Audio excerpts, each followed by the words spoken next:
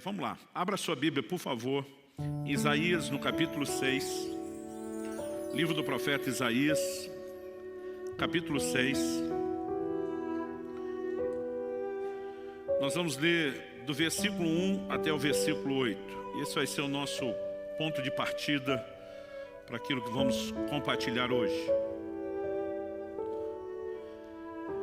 Isaías 6, a partir do verso 1, vou ler na Nova Almeida atualizada. O texto sagrado diz assim: no ano da morte do rei Uzias, eu vi o Senhor, assentado sobre um alto e sublime trono, e as abas das suas vestes enchiam o templo. Serafins estavam por cima dele, cada um tinha 6 asas, com 2 cobria o rosto, com 2 cobria os pés, e com 2 voava. E clamavam uns para os outros, dizendo: Santo, Santo, Santo é o Senhor dos exércitos, toda a terra está cheia da sua glória. Os umbrais das portas se moveram com a voz do que clamava, e o templo se encheu de fumaça. Então eu disse: ai de mim, estou perdido, porque sou homem de lábios impuros e habito no meio de um povo de lábios impuros. E os meus olhos viram o Rei, o Senhor dos exércitos. Então um dos serafins voou para mim, trazendo na mão uma brasa viva que havia tirado do altar com uma pinça. Com a brasa tocou a minha boca e disse: eis que essa brasa tocou os seus lábios, a tua iniquidade foi tirada e o seu pecado perdoado. Depois disso ouvi a voz do Senhor que dizia: a quem enviarei? E quem há de ir por nós? E eu respondi: eis-me aqui, envia-me a mim. Meu Deus, suplicamos graça e favor do alto. Suplicamos a ação, a liderança e a aplicação do Teu Espírito Santo, para que a Tua palavra fale e cale nos nossos corações e cumpra o propósito pelo qual tem sido liberado. Desde já nos antecipamos também em Te agradecer pela certeza de que o Senhor nos ouve, daquilo que o Senhor fará no coração de cada um. Nós oramos em nome do Senhor Jesus. Amém. Amém. Bom, nesse dia especial de gratidão a Deus, eu quero compartilhar algo que Deus colocou no meu coração com um propósito: despertar você para ansiar por um relacionamento mais profundo em Deus, por experiências maiores. E o tema da minha mensagem hoje é experimentando mais de Deus. Ao longo da minha caminhada com Deus, durante os anos, eu tenho descoberto que a revelação de Deus é progressiva. E sempre há mais para mim e para você. Não importa o quanto você já cresceu, dá para crescer mais. Não importa o quanto você já experimentou de Deus, dá para experimentar mais. Aliás, a Bíblia diz que a vereda do justo é como a luz da aurora. Vai brilhando mais e mais, até ser dia perfeito. Tem mais de Deus para você. Você pode dizer amém? Sabe, querido, nós temos vivido dias que têm chacoalhado muita gente, esse mais de 1 ano e meio de pandemia, mas eu quero lembrar a você que Deus não deixou de ser Deus, não deixou de ser extraordinária, incomparável, imensuravelmente grande, poderoso, e Ele há de fazer coisas extraordinárias nessa terra, na minha vida, na sua vida, e eu creio que Ele quer despertar em nós esse anseio.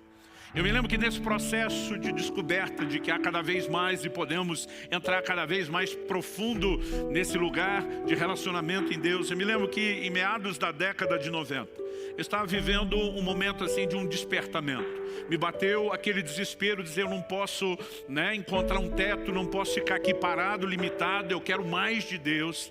E eu estava não apenas buscando a Deus nos meus devocionais diários, no momento de oração que também tínhamos diariamente pela igreja na manhã.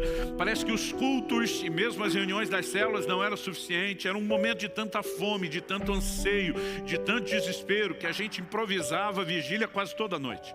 Eu me lembro que essa época era inverno, e eu morava em Guarapuava, no interior, que chega a ser mais frio do que aqui. A gente já andava no carro com o kit vigília.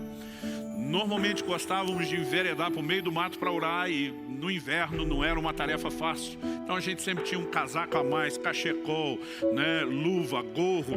A gente andava com as caixas de papelão já abertas no porta-mala para poder forrar o chão e aguentar orar de joelhos naquele inverno. E eu lembro desse momento, esse anseio de Deus. Às vezes terminávamos um culto e não é que o culto não foi bom, mas a gente queria mais. E tinha um grupo de irmãos, os fominhas ali, que a gente numa troca de olhares já estava combinando: vai rolar uma vigília depois, e a gente nessa levada. Então eu lembro desse momento, minha oração quase que diária era: Senhor, eu quero experimentar mais, eu quero experimentar mais, eu quero entrar nesse lugar mais profundo. E foi num desses momentos de oração que o Espírito Santo me dirigiu até esse texto de Isaías capítulo 6, Eu gostaria que você olhasse para esse texto não apenas como um relato de um episódio na vida de Isaías, ou mera e simplesmente uma menção de um momento na história, né, do povo de Deus, o povo da aliança que Deus fez com Abraão, os hebreus, mas que você pudesse olhar para isso como algo que serve para mim e para você. O apóstolo Paulo diz: tudo quanto foi escrito para nosso ensino foi escrito. Ele também diz aos coríntios que essas coisas que aconteciam, né, aos santos do Velho Testamento foram registradas para nossa advertência, para nosso exemplo. E Deus, por meio desse texto, começou a me inspirar. Eu já vi muita gente dizendo que esse é o momento do chamado que Isaías tem para o ministério. Quando ele ouve a pergunta: quem enviarei, quem há de ir por nós? Ele diz: eis-me aqui, Senhor, conta comigo. Mas a verdade é que Isaías já estava no ministério. Desde o capítulo 1 ele já está profetizando, ele já está servindo a Deus. Mas esse é o momento onde Isaías tem uma experiência ainda mais profunda com Deus. Mesmo em relação ao chamado para o ministério, ele é chamado para uma dimensão mais profunda, e não que ele não estivesse fazendo nada.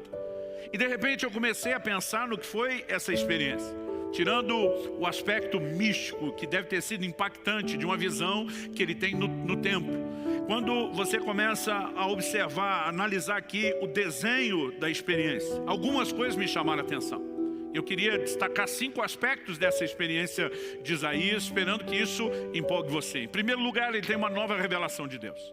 A revelação tanto da santidade de Deus como da realeza de Deus é algo singular até então nas Escrituras.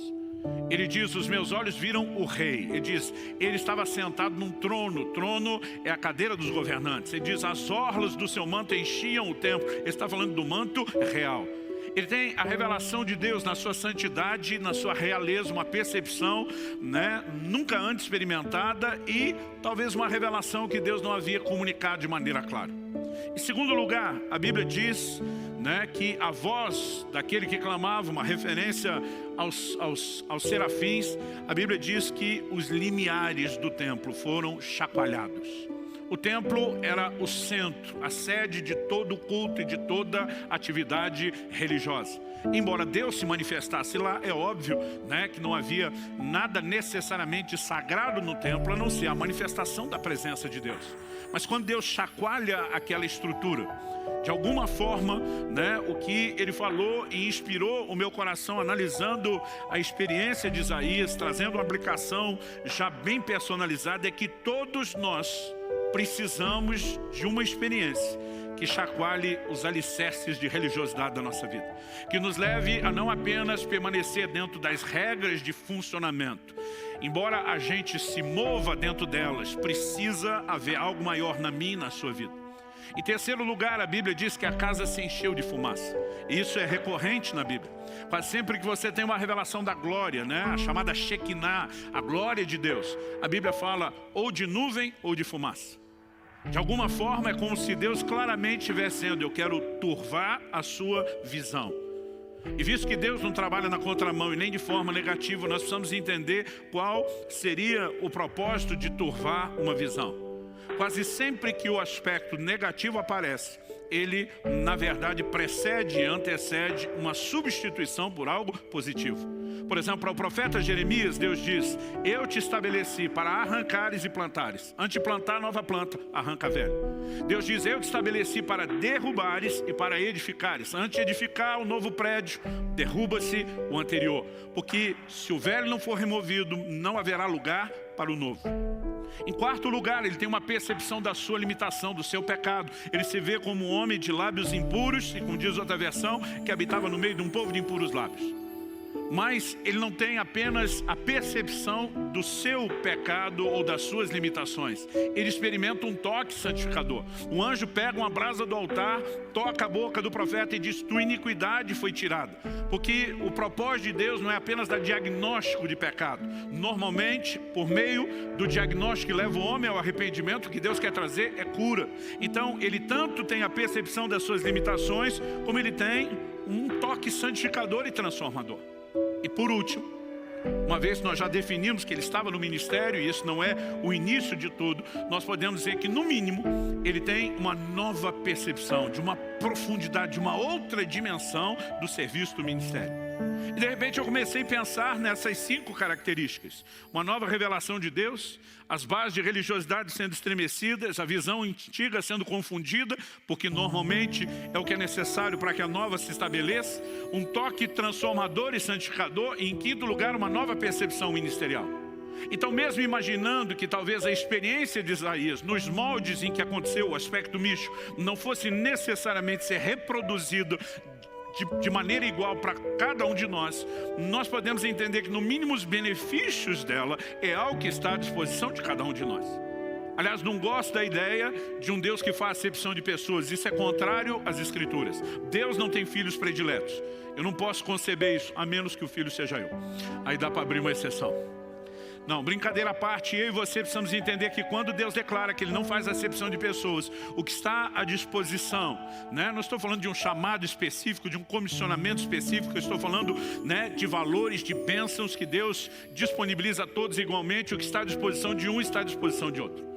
E de alguma forma, naquele momento, meu coração que já estava cheio de sede, de fome, de anseio por mais de Deus, começa a olhar para isso tudo e dizer: eu também quero uma nova revelação de Deus. Eu também quero as bases de religiosidade sendo estremecida, a visão anterior sendo confundida, o toque transformador, a nova percepção ministerial. E eu começo a orar e dizer: Senhor, se o Senhor me trouxe esse texto, qual é o caminho, o passo prático?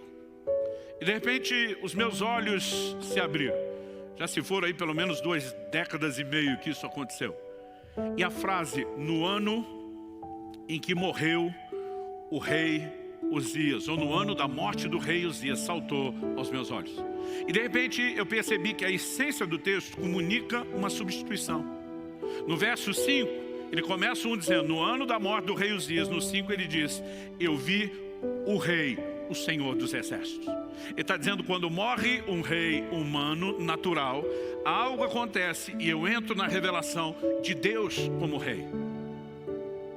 E se seguimos essa lógica de que às vezes a necessidade de que algo negativo seja removido antes de que aquilo de aspecto positivo seja comunicado, revelado ou estabelecido, nós podemos entender que há uma chave sendo comunicada aqui. Isso também me veio com muita clareza, e ao longo desses anos eu tenho provado de maneira progressiva, não completa, mas progressiva cada vez mais, a realidade dessa chave. Antes de mais nada, eu quero que você tente imaginar o contexto da visão. Daqui a pouco nós vamos falar sobre quem era Uzias com mais detalhes. Mas Uzias foi um grande herói nacional. Talvez depois de Davi não tenha existido nenhum conquistador, alguém que tenha liderado um exército de conquista como Uzias fez. Ele assume uma nação praticamente falida, quebrada, e a transforma numa grande potência mundial dos seus dias. E você precisa entender que Isaías, nesse início, nesse momento da vida dele, ele ainda é muito jovem. Uma dedução que não é difícil de você fazer. Até porque no capítulo 1 e no versículo 1 do livro de Isaías, ele introduz o livro dizendo: visão que Isaías, filho de Amós, teve a respeito de Judá e Jerusalém nos dias de Uzias, 1, Jotão, 2, Acais, 3 e Ezequias, reis de Judá. O homem profetizou durante o reinado de 4 reis. Não estamos falando mera e simplesmente, né, de uma pessoa que profetizou durante o mandato de 4 presidentes. Nosso mandato é de apenas 4 anos. Esses reis gastavam muito tempo no seu reinado. Para você ter uma ideia, só o próprio rei Uzias, que é o primeiro aqui da lista, a Bíblia diz em 2 Crônicas 26, daqui a pouco nós vamos para lá, que ele reinou 52 anos em Jerusalém. Só Ezequias. Como seria possível Isaías profetizar durante o reinado de 4 gerações, de outros 3 reis que sucederam Uzias? A única conta, mesmo que você dê bastante longevidade a Isaías, é que ele começou muito novo no finalzinho do reinado de Ezequias, e ele termina bem velho no comecinho, no reinado de Uzias, e ele termina bem velho no comecinho do reinado de Ezequias. Senão essa conta não fecha. E porque é importante para mim situar Isaías como alguém novo no final do reinado de Uzias. O homem reinou 52 anos, ele já está falando da morte. Então, não são deduções difíceis. Mas por que é importante reconhecer isso? Porque, primeiro, Isaías como alguém novo, era bem mais facilmente impressionável do que uma pessoa de mais idade. E segundo, Uzias já havia se tornado esse grande herói. Então, o impacto que ele teve, né, na nação e sobre Isaías é inegável. Mas o que significa essa substituição? Porque quando ele morre, vem a revelação de Deus, ou porque Deus decidiu comunicar isso? Porque Uzias, ele também nos transmite uma figura muito específica, muito particular. E para que a gente entenda o que é Uzias, o rei natural, morrer, para que os nossos olhos vejam o rei numa dimensão mais profunda, a gente então precisa entender, né, o que simboliza Uzias. Então, em segundo lugar, primeiro eu falei da necessidade de uma troca para se viver essa experiência mais profunda, o rei natural morrer, para que os nossos olhos vejam o rei. Em segundo lugar, vamos procurar entender junto o que Uzias simboliza. Então, você pode me acompanhar em 2 Crônicas, segundo livro de Crônicas, capítulo 26. Eu vou ler a partir do versículo 3 e nós vamos juntos aí até o 16. Aqui nos dá um bom retrato do que foi Uzias e o seu reinado.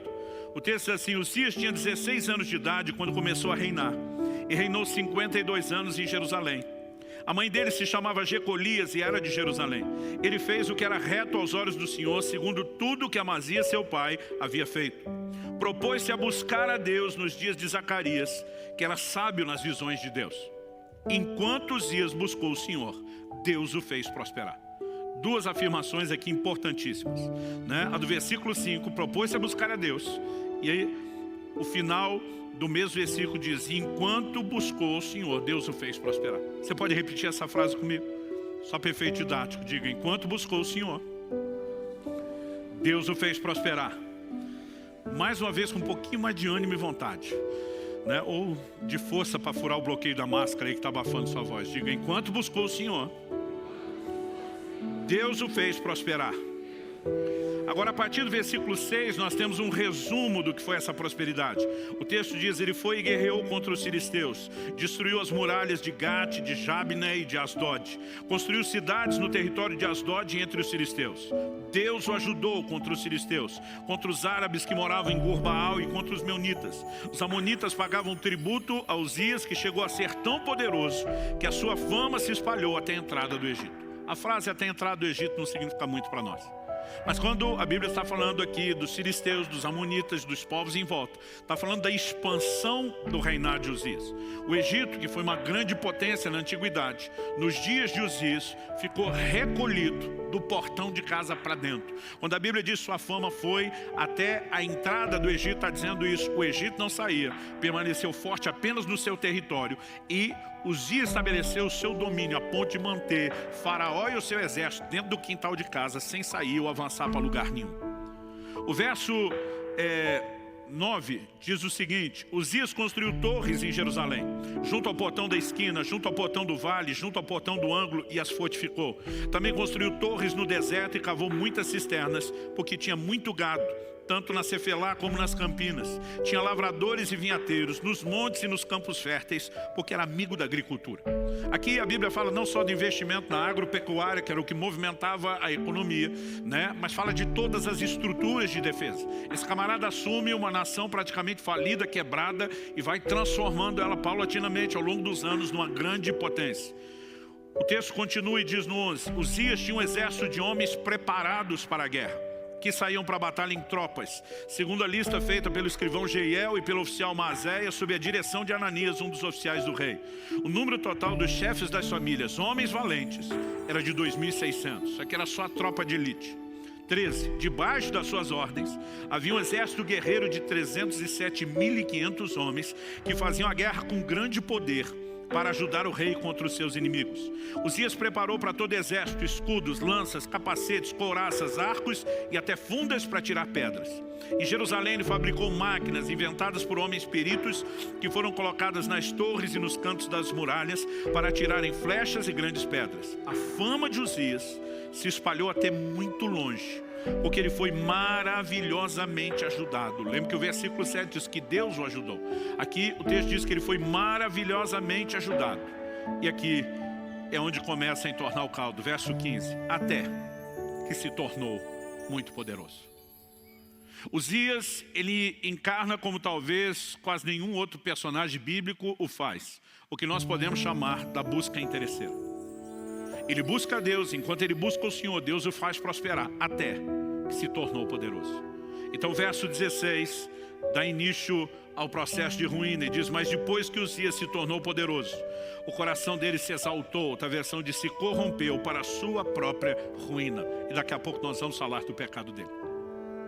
Mas Uzias representa alguém que busca a Deus, usando Deus apenas como meio para alcançar os seus objetivos, o seu próprio fim, aquilo que estava no seu coração.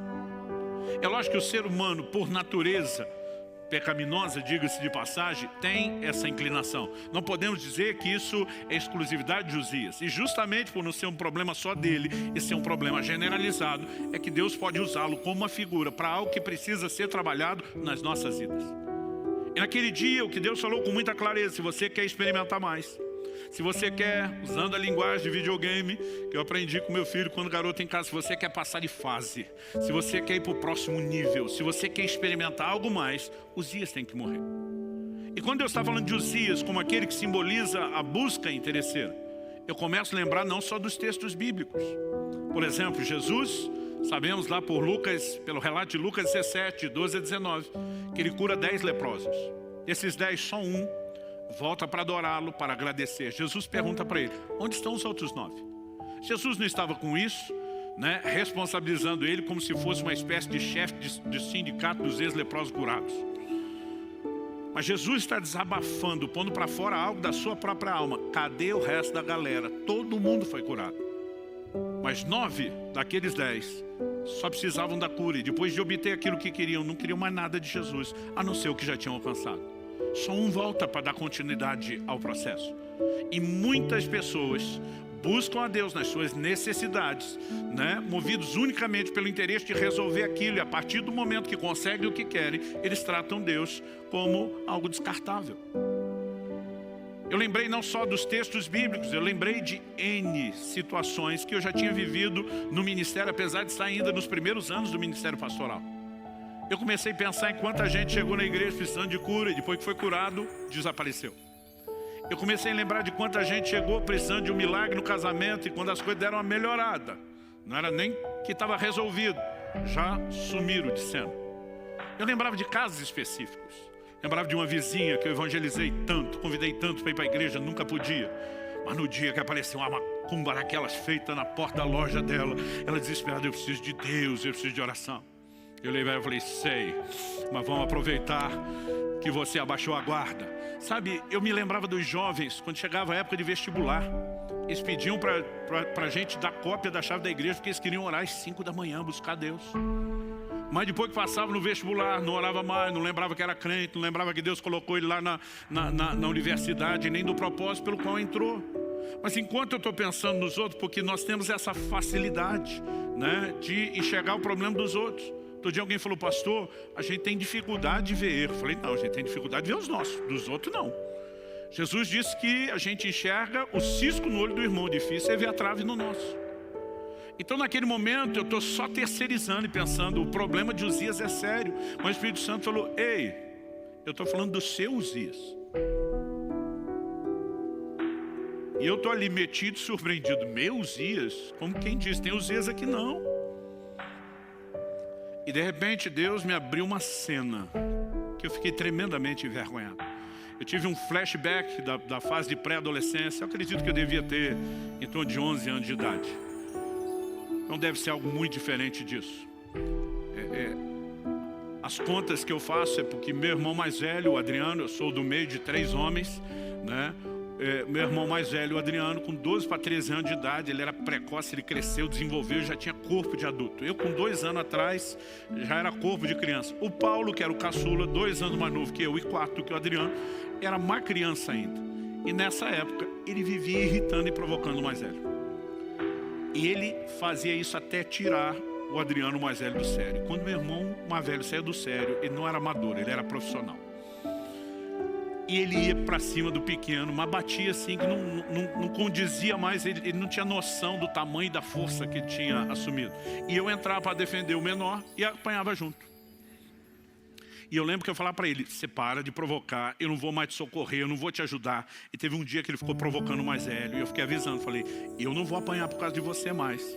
Mas meu irmão perdeu a paciência, o mais velho, foi para cima do caçulo, Paulo, que hoje é pastor da Alcance lá em Orlando.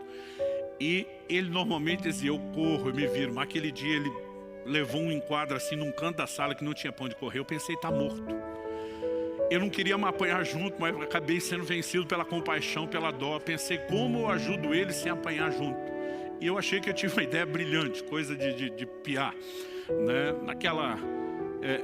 Naquela época, a maioria do dia, não sei quando estava na escola, a gente passava normalmente de shorts ou bermuda, descalço, sem camisa, por causa do calor do interior de São Paulo. Me criei na cidade de Campinas.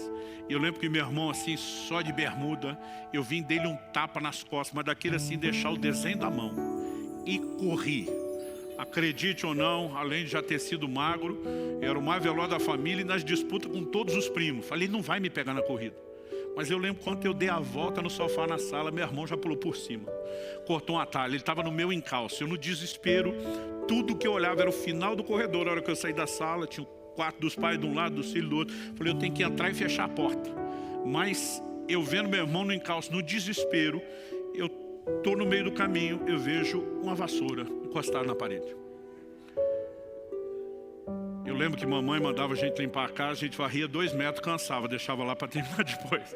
Coisas de adolescentes e pré-adolescentes. Eu não sei quem de nós largou aquela vassoura, mas a hora que eu vi ela, no instinto, no reflexo, falei, vai me ajudar a atrapalhá-lo para eu entrar naquela porta e me salvar. E gente, até hoje eu não sei como que o negócio deu tão certo ou tão errado, né? Porque do jeito que eu passei correndo, o corredor, eu acho que não dava 2 metros, devia ser 1,5 metros. Do jeito que eu passo correndo, eu pego aquela vassoura e correndo eu viro e jogo ela, só para tentar atrapalhá-lo. Não queria acertar e nem achei que daria para fazer um movimento tão rápido. Mas ela foi reta a vassoura, assim, com aqueles arremessos de dardo, e a ponta do cabo de vassoura pegou na garganta do meu irmão. Eu não sei se empurrou o gogó para dentro, o que foi. Eu só lembro das pernas dele levantando, ele caindo de costa. Eu assustado porque acho que não foi só a força do golpe, a velocidade dele. Ele começa a debater no chão. Primeiro eu acho que ele está fingindo, fico naquela, vou ajudar, e se ele me pega, estou tentando entender o que é que está acontecendo.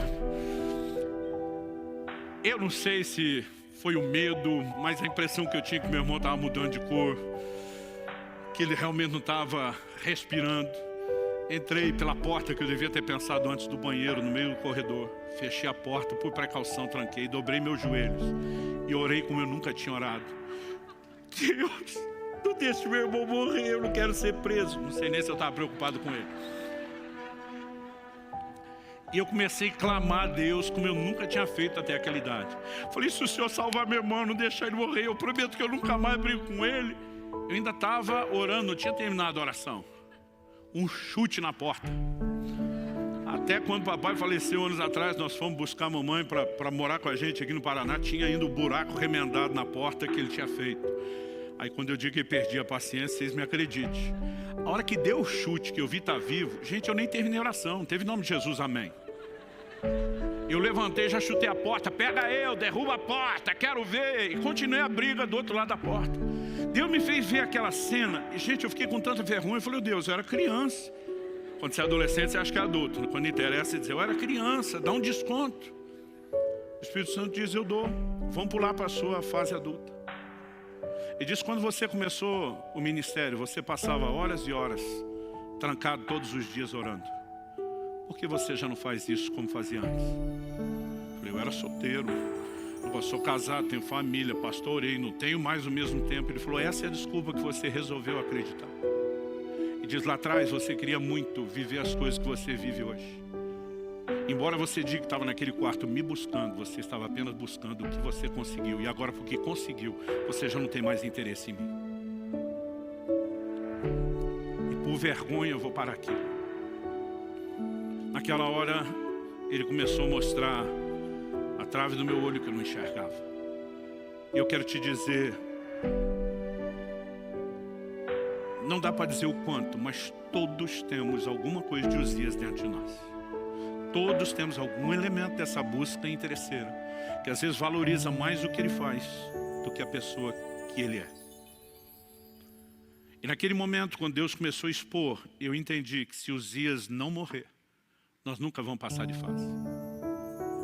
Sabe, a história não começa com Uzias já morto. Há um momento onde eu e você vamos ter que mudar e reverter esse jogo.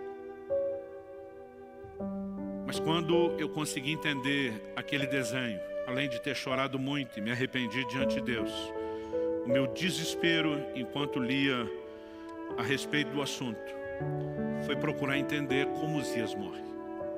E antes de falar isso, e é com isso que nós vamos encerrar, eu quero só destacar que ao longo das Escrituras nós vemos Deus revelando de forma recorrente um pedaço aqui, uma parte do quebra-cabeça lá, outra em outro lugar, o desenho de como Ele espera que nós nos relacionemos com Ele. Por exemplo, Deus diz num determinado momento para Moisés: eu não vou mais, depois de ter tirado o povo de Israel do Egito, estar indo em direção a Canaã. Deus diz: eu não vou mais subir no meio de vocês, por causa dos pecados do povo. O Senhor disse para Moisés: o meu anjo vai à frente de vocês, vai livrar vocês, vai operar os milagres que vocês precisam, vai garantir que vocês entrem na terra prometida e tenham a bênção. Mas Deus diz: eu mesmo não vou mais no meio de vocês. Moisés se levanta diante de Deus e diz: se o Senhor não vai conosco, não nos faça sair desse lugar. O que é que Moisés está dizendo? Nós não estamos interessados apenas na sua bênção e no seu favor. Se não é para ter a tua presença, nós não vamos a lugar nenhum. Nós abrimos mão da bênção e de qualquer favor, porque nada disso substitui a tua presença. Mas é um episódio que quase ninguém fala nada e nem canta sobre isso. Mas quando a gente chega em Jacó, Jacó lutou com o anjo de Deus e diz: não te deixarei enquanto não me abençoar. Gente, a Bíblia fala que era o anjo do Senhor. Essa expressão "o", artigo definido, e não um artigo indefinido, normalmente é uma teofania, é uma aparição do próprio Deus, ainda que uma revelação limitada dele. O próprio Deus está ali. E quando o anjo sinaliza: eu vou embora, ele diz: não, não, não, não. Primeiro você me abençoa, depois vaza. O que é que Jacó está dizendo? Estou nem aí que a sua presença vai embora, desde que a bênção fique. É a atitude inversa de Moisés. Mas a gente não canta sobre Moisés, a gente canta sobre Jacó. E Jacó segurou o anjo, segurou o anjo. E a ideia é essa, é agarrar a sua bênção. E depois deixa que Deus vai embora, porque você já conseguiu o que precisa. Sabe, não entenda mal o que eu estou dizendo. Eu não estou dizendo que Deus não faz, que Ele não quer fazer, e nem que nós não podemos desfrutar. Eu quero falar a respeito da motivação com que buscamos. A geração de Eli é a geração que perdeu a arca, que simbolizava a presença de Deus. A próxima geração, a geração de Davi, é a geração que trouxe e recuperou a arca. Há uma diferença enorme entre a geração que perdeu e a que recuperou. A que perdeu tratou Deus como? Como um mero amuleto, uma espécie de talismã. Um resolve tudo. Eles travam uma guerra contra os filisteus, na primeira batalha perderam. Aí alguém tem a brilhante, entre aspas, ideia: vão trazer a arca de Deus para o campo de batalha. Israel até então, a coisa ia ficar pior depois, mas nesse momento, era o momento de maior apostasia da história da nação. Eles já não vão a Siló, onde o tabernáculo estava, já não iam lá para buscar e adorar o Senhor, mas na hora do problema traz a arca, porque agora nós precisamos que Ele resolva. Como diz o ditado antigo, quando a água bate na região lombar, as pessoas lembram de buscar Deus. A região lombar ficou mais polido, né? Tá bom assim, meu amor? Você que sempre me ajuda a ser a minha melhor versão. Quando eles tratam Deus e a presença de Deus dessa forma, qual foi o resultado? Eles perderam a arca, perderam a presença. Porque toda e qualquer pessoa, em qualquer momento ou época da história, que busca Deus só porque por causa daquilo que Ele faz, vai acabar perdendo aquilo que Ele é. Mas a geração de Davi assume o reino, um dos primeiros atos. E não é à toa que ele é chamado de homem segundo o coração de Deus. Não é porque era perfeito, que nós sabemos não era. Um dos primeiros atos dele, ele diz: a arca volta. E quando ele traz a arca de volta, ele levanta uma tenda, ele coloca a arca que simbolizava a presença de Deus no centro. Ele coloca os levitas 24 horas por dia, 7 dias por semana, ninguém pedindo nada, apenas dizendo: o Senhor é bom e a sua bondade dura para sempre. Agora, interessante é que se você olhar tanto Davi como Moisés, que nesse sentido entenderam o cerne do relacionamento, foram duas das gerações na história do povo de Deus que mais experimentaram o que Deus pode fazer. Desde os dias de Josué, a terra prometida nunca tinha sido conquistada na sua totalidade. O primeiro que conseguiu isso foi Davi. Então você olha para o Moisés dizendo, se a tua presença não vai conosco, nós não vamos a lugar nenhum. E você encontra em Moisés a geração que mais experimentou milagres. Eu não estou aqui pregando contra a intervenção de Deus. Eu estou falando da necessidade de ajustes na nossa motivação para que a gente possa experimentar até mais do que Ele pode fazer. Eu quero te despertar a acreditar que nós podemos viver manifestações maiores, como indivíduos, como casa, como igreja. Nós podemos e nós iremos vivenciar manifestações maiores. O foco não é o que Deus faz. Um dia desse preguei essa mensagem em algum lugar, alguém falou, tá certo, esses pregadores ficam colocando Deus como fosse alguém que vive para resolver nossos problemas. Eu falei, mas Ele também está lá disponível para tudo. Aliás, se você entender que o que Deus faz é uma consequência do que Ele é, então buscá-lo pelo que Ele é, inevitavelmente levará a experimentar o que Ele faz. Hebreus 11 diz que Deus é galardoador dos que o buscam.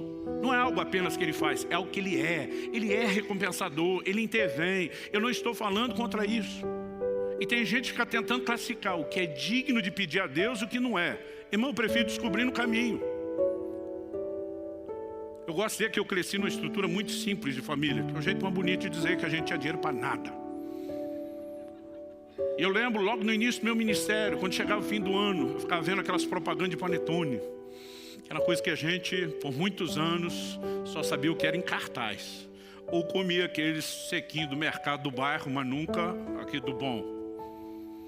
E eu lembro de eu estar pregando numa cidade, já aqui no interior do Paraná, e eu vi um cartaz de um panetone desse stop. Não vou fazer propaganda de graça e falar o nome, não. Eu lembro que eu falei, meu Deus, eu queria tanto comer um panetone. Tem gente que acha que não deveria te incomodar com isso. Eu acho que não é incômodo, eu acho que o Senhor gosta de mim para valer, eu acho que o Senhor quer agir na minha vida. Eu falei, eu queria te encomendar um panetone. Eu não sei de que jeito, não tenho dinheiro, não vou atrás. Eu queria que o Senhor mandasse para mim. Porque melhor do que o panetone é ganhar ele do Senhor. Mas eu estava naquela viagem, dividindo o quarto com outro pastor amigo. Falei, não, manda 2, que eu não quero dividir o meu com ele. Já que esperei tanto tempo e finalmente vou ter o panetone do bom, manda 2. Gente, algumas horas depois eu chego no hotel. Eu lembro que eu peguei a chave com o atendente, ele falou, olha, só um pouquinho que alguém deixou alguma coisa aqui. Eu falei, quem? Tipo assim, quem que me conhece na cidade para deixar algo? Ele falou, não, a pessoa disse, na verdade, que você não conhece ela.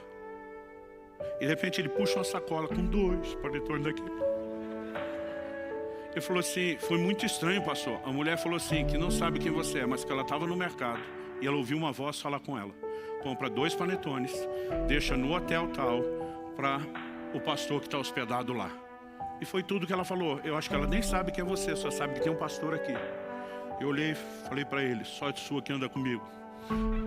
Participa do despojo. Sabe, querido, eu não estou aqui te dizendo que nós não podemos ver coisas assim que para alguns é simples. Todo dia alguém falou, não vou incomodar Deus com isso. Falei, se você acha que é incômodo, fica aí sem experimentar. Então preste atenção, não estou falando contra o que Deus faz. É o nosso resultado, nós podemos experimentar mais do que Ele faz. Estou falando a respeito de motivação com a qual nós o buscamos. E se nós pararmos de tratar Deus só como quem faz, porque Ele prometeu fazer, Ele que nos encorajou a orar e clamar crendo que Ele faria. Então nós não estamos tentando falar contra o fato de Deus fazer, mas nós também não podemos tratá-lo apenas como uma espécie de amuleto, de talismã, de resolve tudo e nada além disso. Dá para entender a diferença? Bom, para nós terminar, como Uzias morre. Nós paramos de ler no verso 16 e vamos retomar no verso 16 de 2 Crônicas 26. O texto diz, mas depois que Uzias se tornou poderoso, o coração dele se exaltou para a sua própria ruína. Ele cometeu uma transgressão contra o Senhor seu Deus, pois entrou no templo do Senhor para queimar incenso no altar do incenso.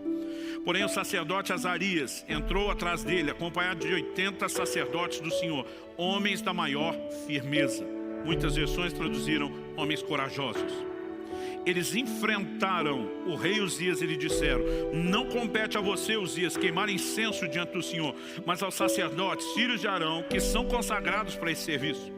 Saia do santuário, porque você cometeu uma transgressão. Isso não lhe trará honra da parte do Senhor Deus. Então Uzias se indignou.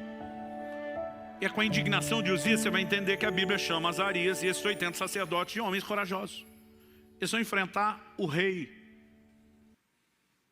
Eu não sei você, mas quando criança eu ficava pensando, devia ser muito legal ser rei. Fazer o que você quiser, mandar em todo mundo, ter todos os seus desejos atendidos. Isso não é o tipo de gente que espera ser confrontado ou corrigido por ninguém. E por que eles vão em 80? Porque o rei não andava sozinho em lugar nenhum. Sempre tinha uma guarda pessoal para cuidar dele, para protegê-lo e para retalhar quem se levantasse contra o rei. Mas quando a Bíblia está chamando eles de corajosos, eles sabem o risco ao qual eles estão se expondo. Mas o posicionamento de indignação deles é maior do que a indignação de Uzias em si mesmado apenas consigo mesmo. Eles são indignados com a violação de princípios. Como que esse cara agora acha que porque foi abençoado por Deus, pode tratar Deus dessa forma e entrar nesse lugar que não pertence a ele? Só os sacerdotes levitas podiam oferecer o incenso. Mas de alguma forma, às vezes até pessoas que vivem intervenções de Deus, elas começam a achar que são leis para si própria, né? Ou que porque Deus de alguma forma agiu em seu favor, as atendeu, as honrou, elas acham que estão acima das demais. Eles confrontaram. E nesse confronto que aconteceu, o texto diz 19, Uzias se indignou. Ele tinha um incensário na mão para queimar incenso. No momento em que ele se indignou contra os sacerdotes, a lepra lhe saiu na testa, ali mesmo, na presença dos sacerdotes, na casa do Senhor, junto ao altar do incenso. Quando o sumo sacerdote Azarias e todos os sacerdotes se voltaram para ele, eis que ele estava leproso na testa. Então apressadamente o tiraram dali, e até ele mesmo se apressou em sair, visto que o Senhor o havia ferido. Quem o feriu? O Senhor. Agora, por que o Senhor o feriu? Porque sacerdotes que não foram mandados, mas tiveram o bom senso de entender aquela desordem, aquela bagunça, o resistiram. Aqui nós temos a combinação de responsabilidade humana com intervenção divina. Quando nós assumimos um claro, sensato, de acordo com aquilo que Deus já estabeleceu na sua palavra, e nos posicionamos, nós podemos ver o que é que Deus vai fazer. Uzias não é alguém que você mata. Uzias tem que ser ferido por Deus, mas Deus não fere sem que você fique indignado e revoltado contra as atitudes dele. O que é Uzias? É a busca interesseira. Ele vai se meter onde? Na oferta de incenso. A oferta de incenso tem uma figura muito clara no Novo Testamento. Apocalipse diz que o incenso são as orações dos santos. Salmo 141 diz: suba a ti a minha oração como incenso. O incenso sempre simbolizou as orações. E se você quer achar Uzias na sua vida, procure na vida de oração, porque é lá que ele aparece. É só você ver que a maior parte do tempo na nossa vida é oração. Nós só pedimos para Deus o que a gente quer. E oração não é apenas pedir, oração deveria ser uma conversa, onde não apenas você fala, mas Deus também. E quando Ele fala, Ele não diz apenas declarações de amor, mas às vezes Ele pede algumas coisas para você também. Eu lembro que uma vez eu vi um pregador dizendo que ele decidiu não pedir nada a Deus durante um tempo, a não ser um coração mais grato. Achei a coisa mais linda. Falei, vou fazer esse negócio. Gente, eu não tinha assunto para falar com Deus. Porque durante anos, toda a minha vida de oração era construída só no que eu pedia. E quando só falava, dá um coração mais grato, eu não tinha mais nada para falar. E apesar de ter achado a coisa mais linda, não funcionava para mim, porque ou funcionou mostrando o quanto de Uzias tinha na vida de oração. Agora, Uzias não morre de uma vez. A morte dele não é instantânea, não é fulminante. Eu queria estar aqui dizendo para você, Deus me enviou aqui essa manhã com uma unção assassina, matadora de Uzias. Nós vamos orar, o miserável do Uzias da sua vida vai ser fulminado tipo Ananias e Safira. Mas não é assim que ele morre. Uzias morre aos poucos, a prestação. A lepra apareceu na testa. Depois ela vai se espalhando. Ele é excluído da casa do Senhor. Se a gente continuar lendo o texto, verso 21 diz assim: o rei Uzias ficou leproso até o dia da sua morte. E por ser leproso, morou numa casa separada, porque foi excluído da casa do Senhor.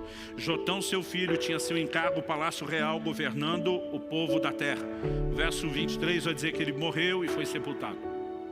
À medida que a lepra expandia, todo o contato com as pessoas foi limitado. Ele não tem mais acesso à casa de Deus, ele não tem mais acesso ao palácio. Ele vai sendo isolado até que a morte finalmente se estabeleça. Uzias não morre de uma vez. E na minha e na sua vida não é um assunto que a gente resolve de hoje para amanhã. Pastor, vamos fazer oração no final do culto, está tudo resolvido? Não. Pode ser que o miserável do Urias saia ferido. Mas a morte é um processo e depende do nosso posicionamento. Um dia alguém me perguntou, pastor, o senhor já chegou lá no Uzias mortinho da Silva? Eu falei, não, mas não estou mais onde estava. Mas a verdade é que quando nós avançamos nesse processo, nós começamos a descobrir uma outra dimensão de relacionamento com Deus. Quem está entendendo, diga amém.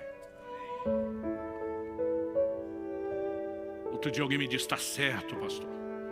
A gente tem que mesmo dizer para as pessoas que elas não podem tratar Deus dessa forma. Gente, Deus sabia que nós iríamos tratá-lo dessa forma. E me parece que Ele é tolerante por um tempo. Por quê? Porque isso tem a ver com entendimento e com maturidade. E ninguém começa com isso. 16 anos atrás, quando nós ainda estávamos nas reuniões de oração e planejamento, só a minha família, do Marciano, a respeito de começar a igreja, tem uma cena na minha memória que eu não esqueço.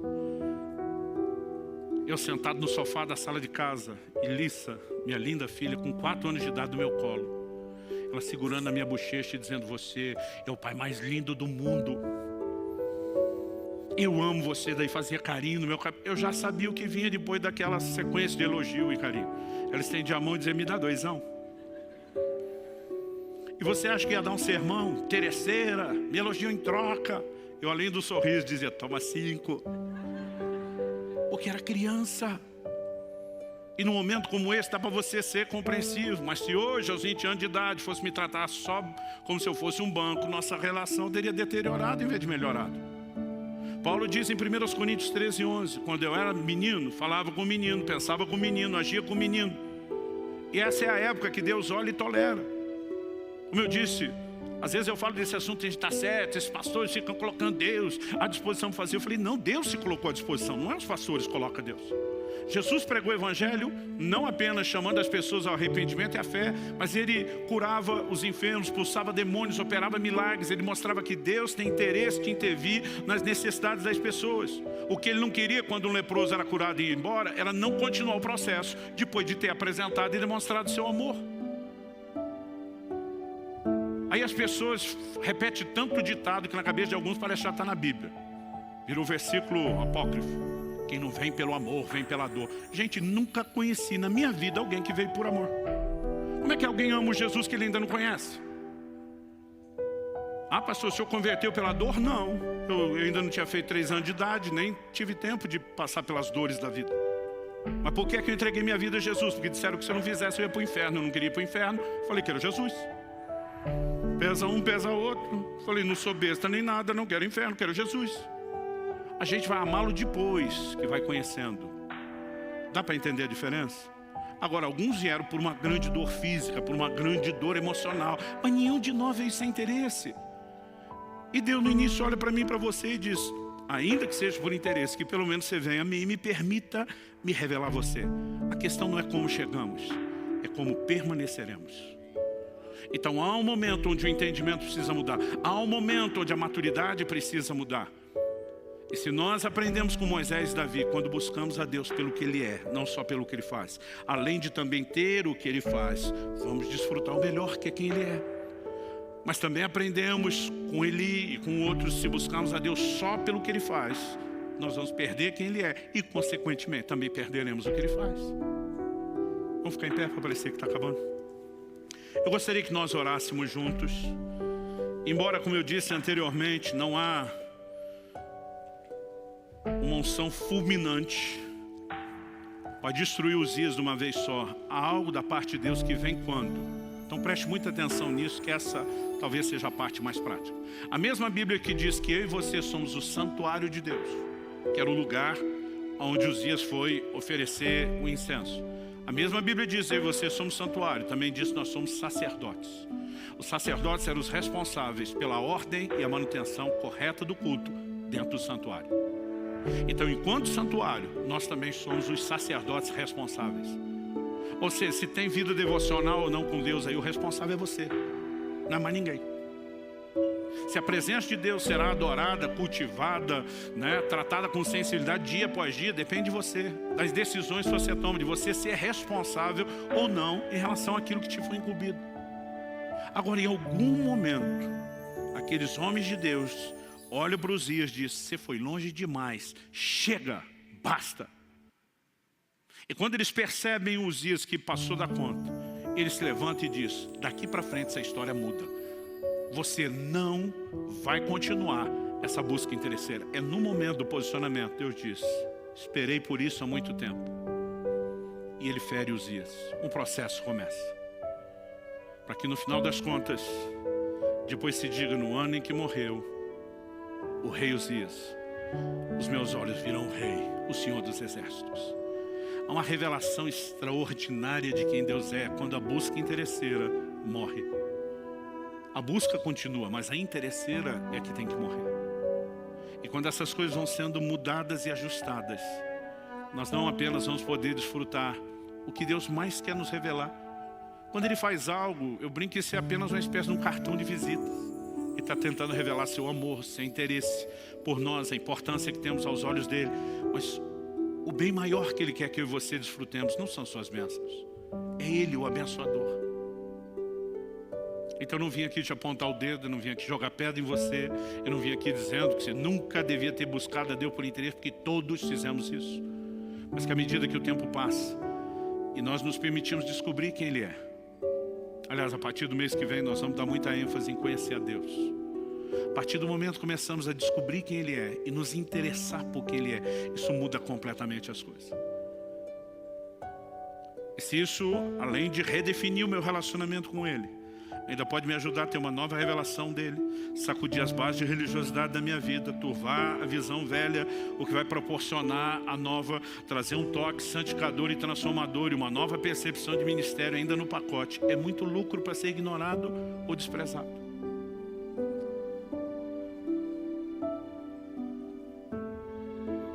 É lógico que há momentos onde Deus nos faz perceber alguns erros, que isso é constrangedor.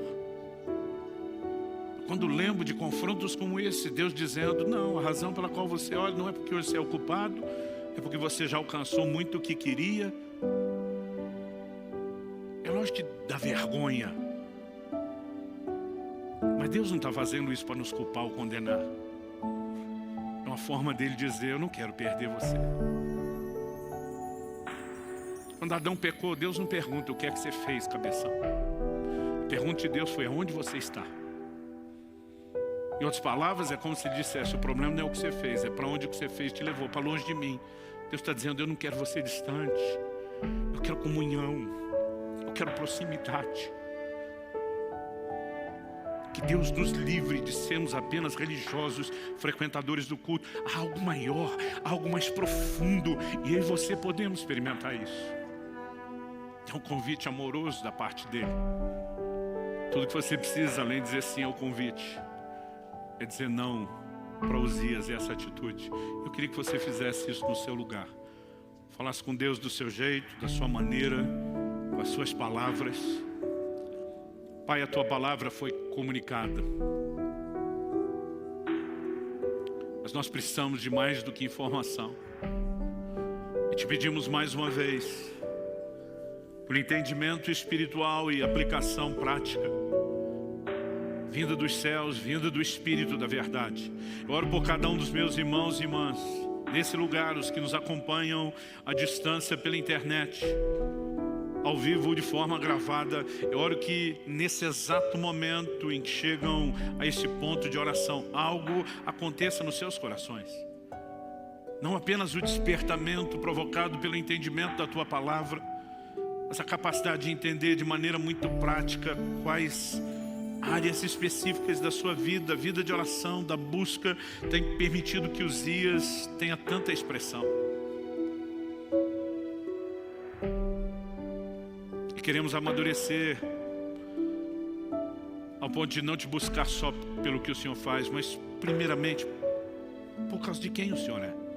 Sabemos que inevitavelmente também teremos aquilo que o Senhor faz.